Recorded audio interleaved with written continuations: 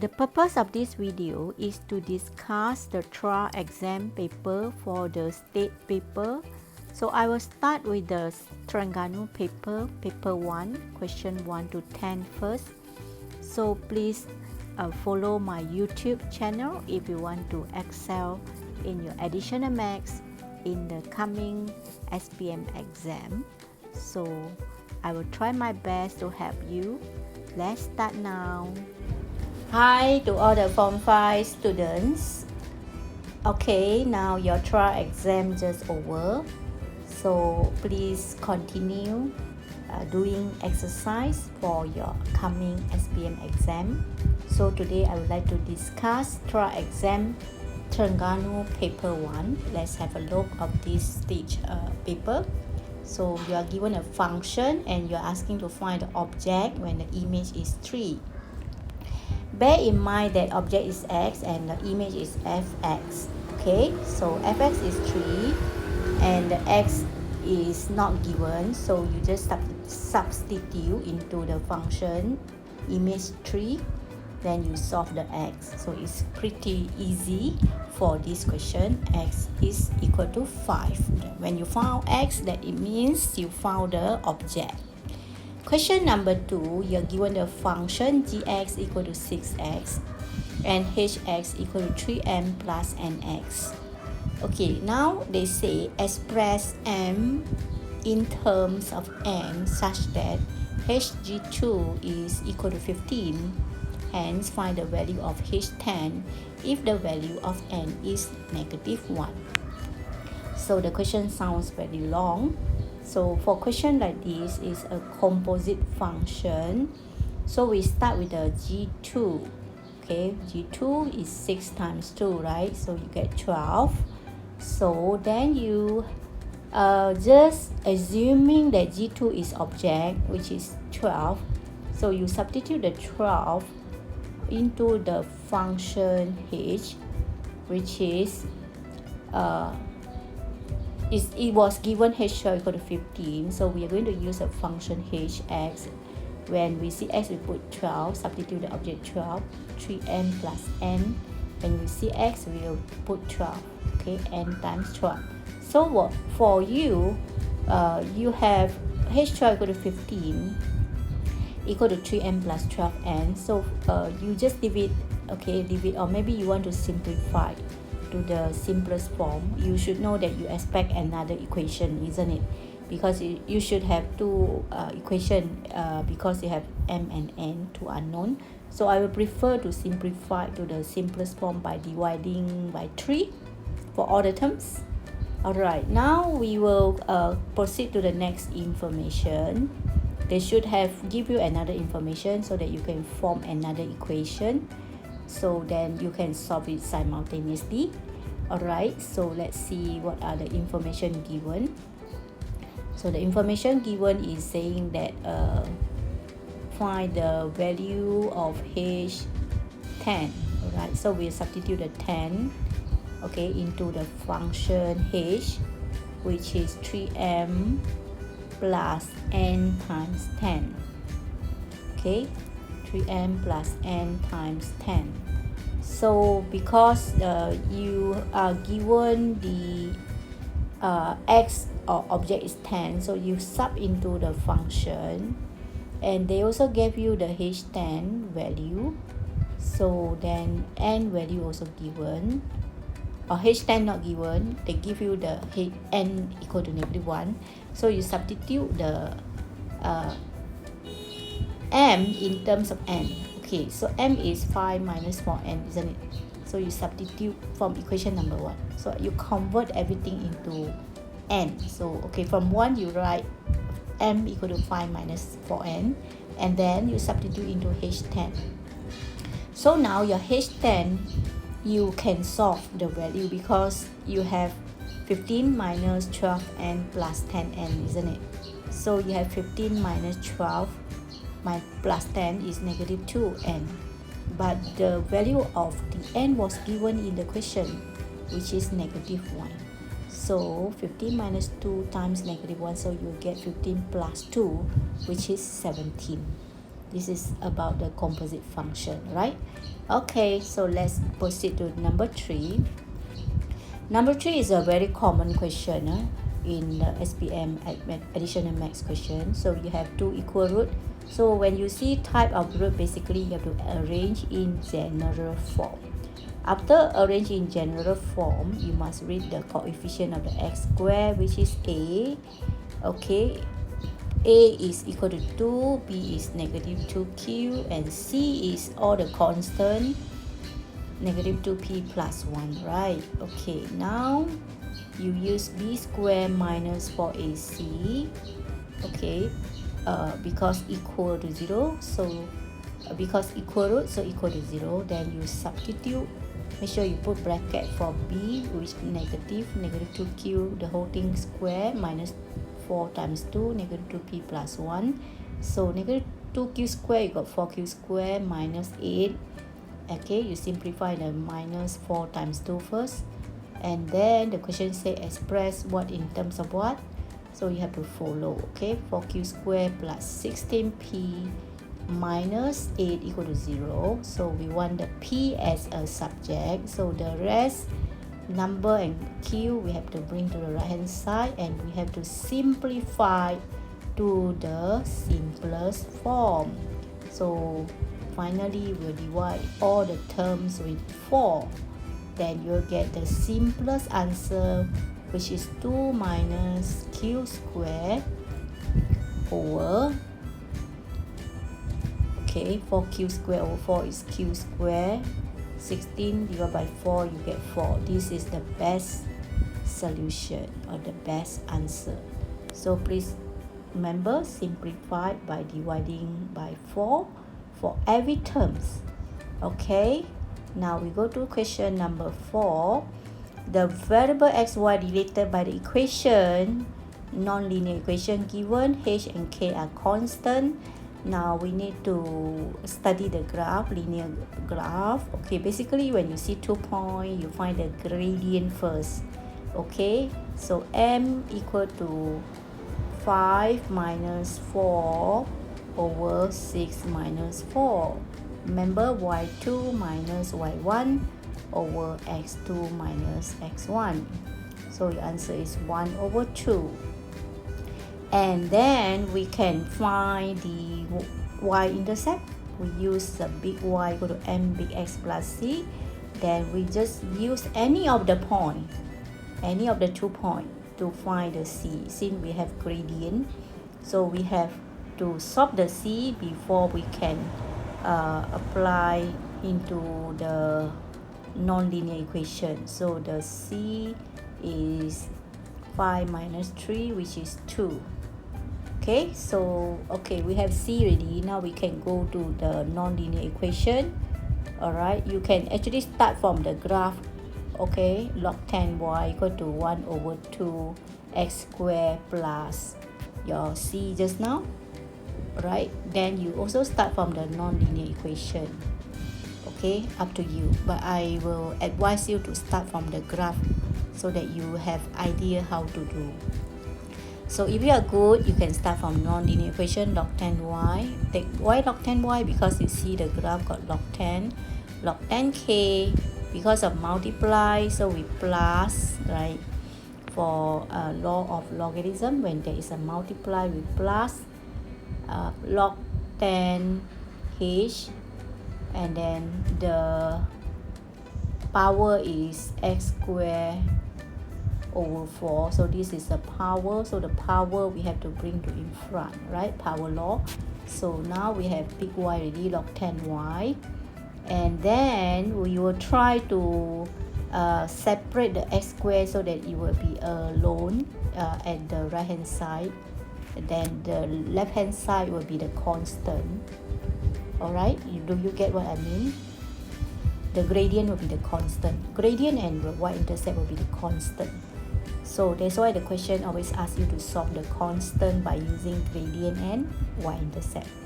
Now log 10y is equal to, now I need to arrange in order, log 10k. So I will take 1 over 4 log 10h together, and the x squared I will just make it at the right hand side. So that means my log 10y is my big Y. My log 10k is my y-intercept, which is equal to 2. And my gradient is log 10 h times 1 over 4 is equal to 1 over 2. And I solve it. I simplify. I solve it. I got k is 100 and h also 100. Okay, which is the same. So h and k are the same. So this is a linear law, application of linear law to solve the constant by using gradient and y-intercept. So if you keep on practice from now on, even though your trial exam marks is not satisfied, maybe you fail, it's okay. You just keep on practice and then find out where is your weakness and keep on improving. Approach your teacher, approach your friend, and try to spend more time to practice. Okay, so I'm sure everyone can do well if you practice consistently from now on, every day if possible, because additional maths need a lot of practice. Okay, remember the power you have to bring to in front, apply your power law, and then when there is a multiply you have to plus. Okay, remember product law. And then normally we will have to write big Y equal to mx plus c, and then we do comparison. Okay, the y-intercept will be equal to log 10k and the gradient be equal to the 1 over 4 log 10h, and then we will solve it by comparison. Okay, that is the way to solve the constant for linear law. Alright, so the next one we will discuss is the quadratic function gx hx squared plus 6x plus 2k, where h and k are constant, has a minimum point. So whenever you see minimum point, that means the coefficient of the x squared, which is h here, must be positive. And the question says the h is an integer such that h must be from negative 2 to 2, not inclusive of negative 2 and 2. So it doesn't mean that the root are 2 and negative 2. It doesn't mean that. It means a coefficient. So this one was wrong. So that means you have to choose the integer from negative 2 to 2 will be negative 1, 0, and 1. There are three integers, negative 1, 0, and 1. So we will choose, of course, 1 because 1 is positive. You can't choose 0. If you choose 0, the quadratic function cannot be formed. Okay, if you choose 2, you are not following the condition because the question says the h is not inclusive of 2. So you have to read the instruction carefully, right? So when it is a U shape, so the h value must be positive. But since you're asking to choose from the h range from negative 1, 0 and 1, so of course you will choose h equal to 1, right? So that's how you decide for your h. You have to think how to decide for your h. And then by using the answer from A, so you substitute your h equal to 1 into your function, and the range of value of k where the graph does not touch the x-axis means it has no roots. So when it has no roots, you have to use b squared minus 4ac less than 0. No less. More, 2 roots, different roots. Equal, okay, equal root. That's it.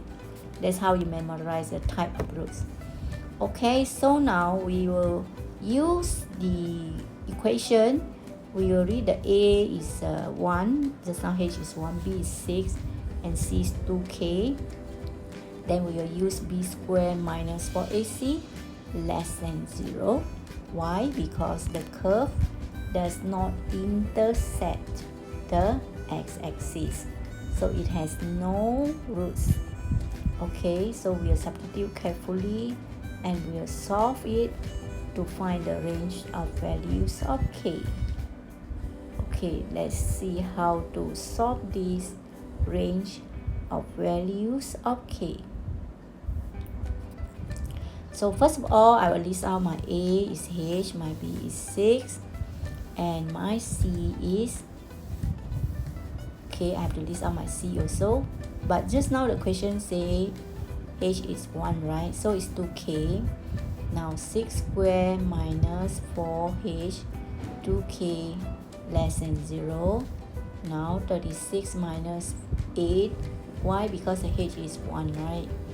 Okay, read the question. H equal to 1. They say using the answer from A. So that means the h that you use must be 1. Okay, so we'll substitute h equal to 1 into the equation, the inequality. So h is 1 from the A. So 36 minus 8k less than 0. So 36 less than 8k. Remember, the negative will shift to the right, because if I divide also can, I have to revert the sign. So 8k is more than 36. So k is more than 36 over 8. Or you simplify and your k will be more than 9 over 2, or k more than 4.5. So this is so-called the range of values of k. So when they ask you to find the range of values of k, you are not allowed to list out the values of k. Okay, you have to write like this. And remember, when there is a negative in front of the unknown, you always have to revert the sign when you solve the inequality. Alright, okay, any problem? No. So now we'll proceed to the number 6. It's a bit tough. So when you look at this question, diagram 2 shows the graph of quadratic function fx equal to modulus px minus 1 square plus q with 1, 9 is the maximum point. So by using the function, we can actually find the value of q easily. It should be the highest value, which is q is 9, right? If you look at the graph, the maximum point is at 1, 9. That means the y value is highest at y equal to 9. Hence the q is equal to 9. Alright, so your q you found already. Now the problem is, how are you going to find your p? How are you going to find your p? So you notice that you have 2 points there. One is maximum point, 1 over 9, right? The other one is another point on the x-axis, which is x. Now this question a bit tough, so let's see how to do. Okay, I explain again. So let's fx equal to px minus 1 square plus q. Okay, let's say I focus on the positive side. It's a modulus, right? So you should have positive and negative. I focus on the positive side. So now it looks like I am having the maximum point at 1, 9. So at when my perfect square equal to 0, my x is 1. So this is the axis of symmetry. So the q is the highest value of the function, which is the maximum value. So I can say my q should be 9. And in order to find my p, I will use x-intercept there. I substitute x equal to 4 into the function, and my fx is 0. Remember, fx is a y. And I will get 9p equal to negative 9, and p is negative 1. So it shows that it is logic because the curve is inverse up. Due to p is coefficient of x squared is negative, so it's n-shaped. Now for the range of values of the function, you always have to refer to the domain. So the domain is the range of x from x starting from 1 to 4. So you have to focus on the domain of x from 1 to 4, and from there you study the changes of the values of the function or y value from minimum to maximum.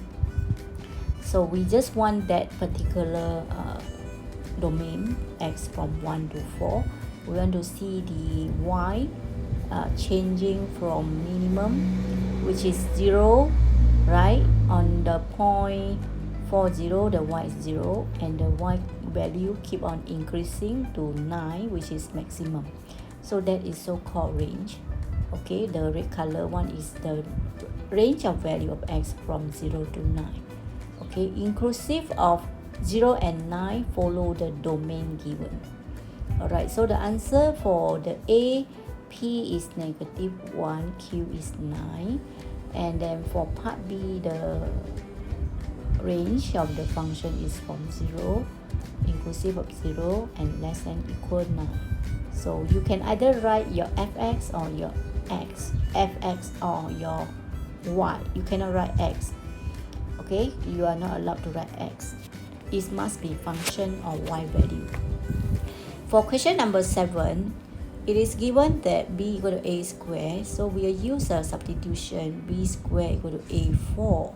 Let me square the b, then the a square you square become a4, and you're going to substitute into the equation to make it a quadratic equation so that you can factorize. With this, you can solve the quadratic equation, which is involve power 4 by using substitution. So you just factorize and you solve the factor, you get the answer for b, which is positive square root 9. You get positive and negative 3.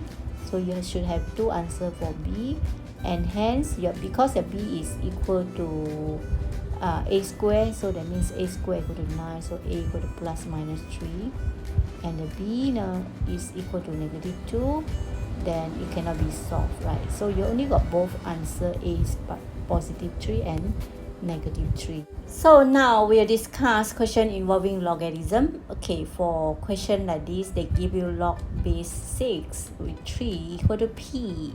So you're asking to convert log base 1/9 square root 6 in terms of p. So meaning that you have to convert to base 6 so that you can substitute the p later on. So when I convert to base 6, I will have to convert my square root 6 into power half. Right, later I can apply the power law. And when I see 9, I will quickly convert to 3 square, right? Because I have log 6 3. So 1/9 is actually 1/3 square. Later we'll convert to 1/3 square.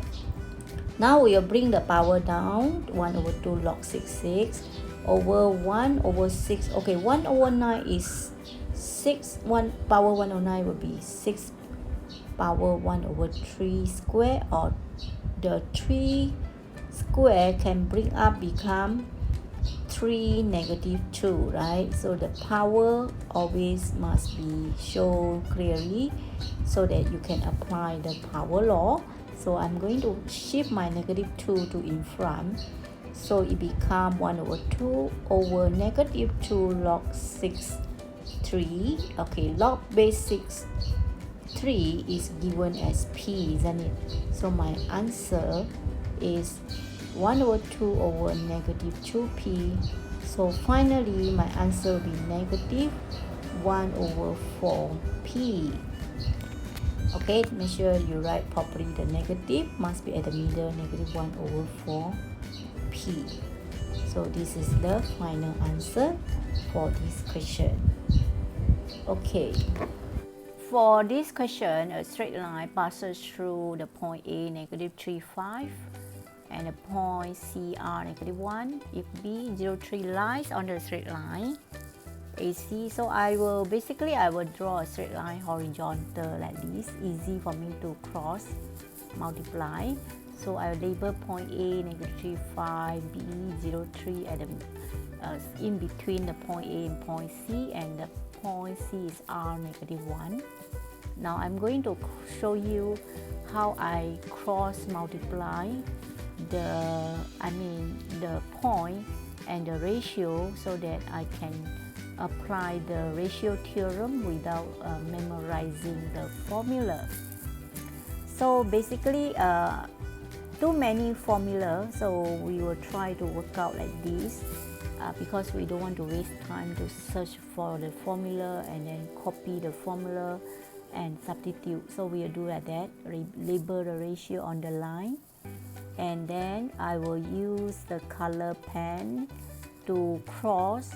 Measure your m both times with the r. We focus on the coordinate x.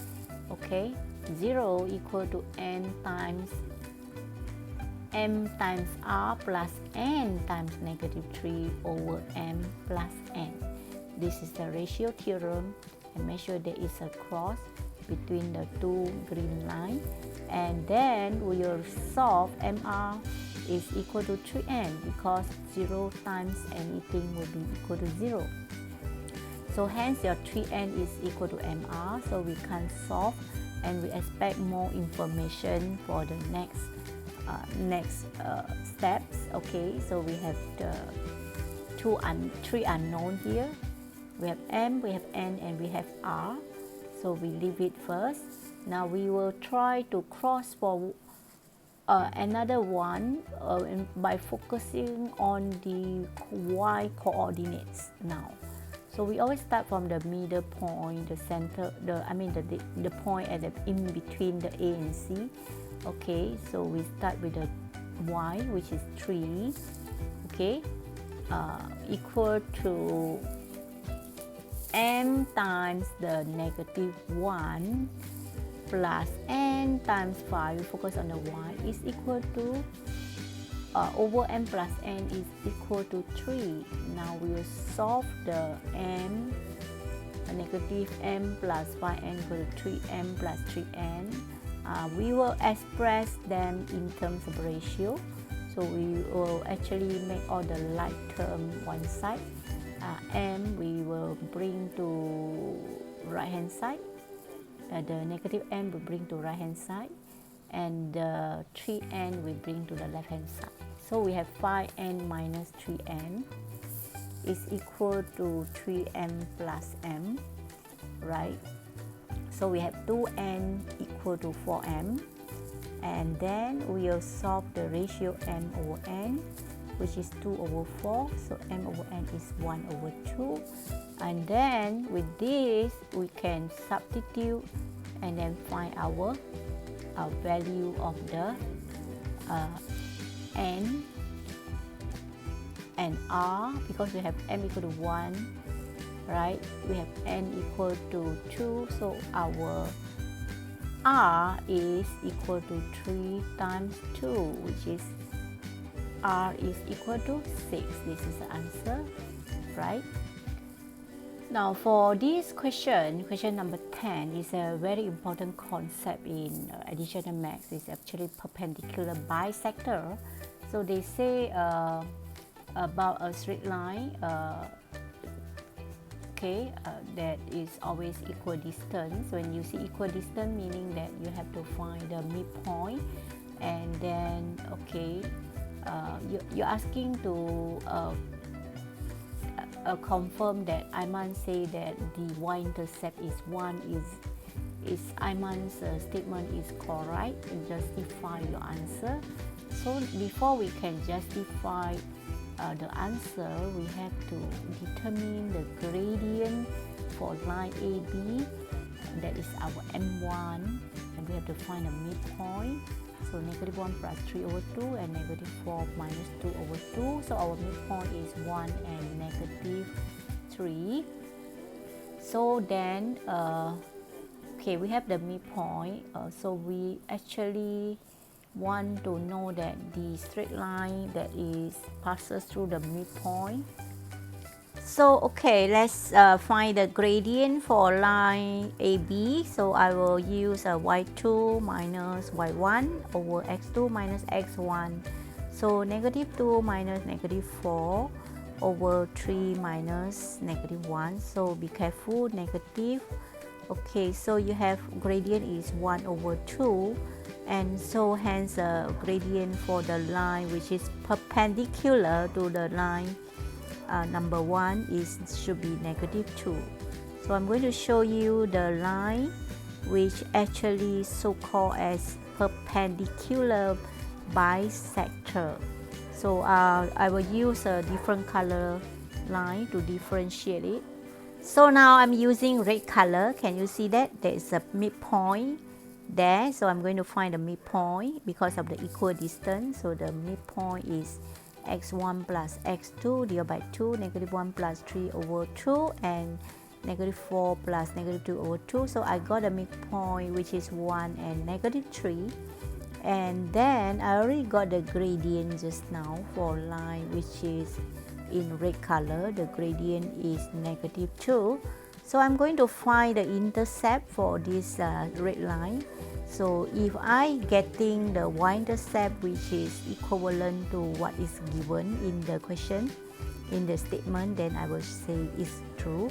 When I cannot get the value that is the same, so I will say it is a wrong statement. So that's so-called justify the answer. So it seems that I'm having a y-intercept negative 1. I have y equal to negative 2x minus 1. And my y-intercept obviously is negative 1. So which is not same as given in the question. The question say the y-intercept is 1. So the statement was wrong because the y-intercept is not equal to 1. You have to write in sentence to justify your answer. Okay? So that's all for today.